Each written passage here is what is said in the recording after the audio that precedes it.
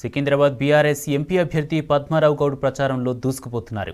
ముషీరాబాద్ నియోజకవర్గంలో ప్రచారంలో పాల్గొన్న పజ్జన్నకు ప్రజలు బ్రహ్మరథం పట్టారు. ఎమ్మెల్యే బూటా గోపాల్తో కలిసి ఇంటింటికి తిరుగుతూ కారు గుర్తుకు ఓటు వేసి గెలిపించాలని ఓటర్లను అభ్యర్థించారు.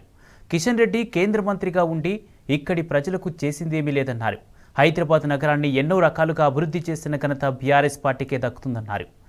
ప్రజలకు ఎల్లప్పుడూ అందుబాటులో ఉంటారన్న పజ్జన్న పార్లమెంట్లో గలం వినిపించి సమస్యల పరిష్కారానికి కృషి చేస్తారన్నారు. రంజాన్ తోగలుంటుండే వచ్చినా ఈసారి రాలేదు. ఇక బతుకమ్మలు రావు, ఏ అమ్మ రాదు, ఏ అక్క రాదు. ఇక అర్థమైపోయింది సీన్. జనాలను పిచ్చోళ్ళని చేయడానికి నోటికి వచ్చిన స్కీమ్లు అన్నీ చెప్తా పోయారు. పాపం వాళ్ళకంతా నెలకు 2500 అంట. ఎదురు చూస్తున్నాం ఎప్పుడు వస్తే లేదు. మీరంతా జనాలకు చెప్పాలి పోయేది. ప్రతిదీ అప్పుడేమో అందరికీ అన్నీ అన్నారు. దాని తర్వాత వైట్ రేషన్ కార్డులు ఇంత అని చెప్పారు. ఆ వైట్ రేషన్ కార్డులలో కూడా ఇప్పుడు ఏం చేస్తారు స్కీమ్స్ అంటే ఒక 10% ఇస్తారు. ఇక 90% బొట్టు పెట్టేస్తారు, వెళ్ళిపోతారు. చాలామంది ఏం చెప్పారంటే నాకు సిటీలు ఎక్కడ పోయినా కానీ అన్న పార్లమెంటు ఎన్నికలు అని చెప్పేసి అసలు నోటీసులోనే లేకుండే మాకు. ఏం కదే అట్లనే అయితేమో కదా అని అనుకున్నాము. నీ పేరు అనౌన్స్ చేశాక సిటీ మొత్తం లేచిందని అని చెప్తున్నాం. ఇప్పుడున్న పరిస్థితి రాజకీయాలనే కానీ మన ఇంట్లోనే కానీ జయాపజయాలు ఎప్పటికీ సహజం. అవి ఒకసారి ఓడిపోతుంటే మళ్ళీ ఎట్లా గెలవాలని ప్లాన్ చేసుకుంటాను నేనైతే.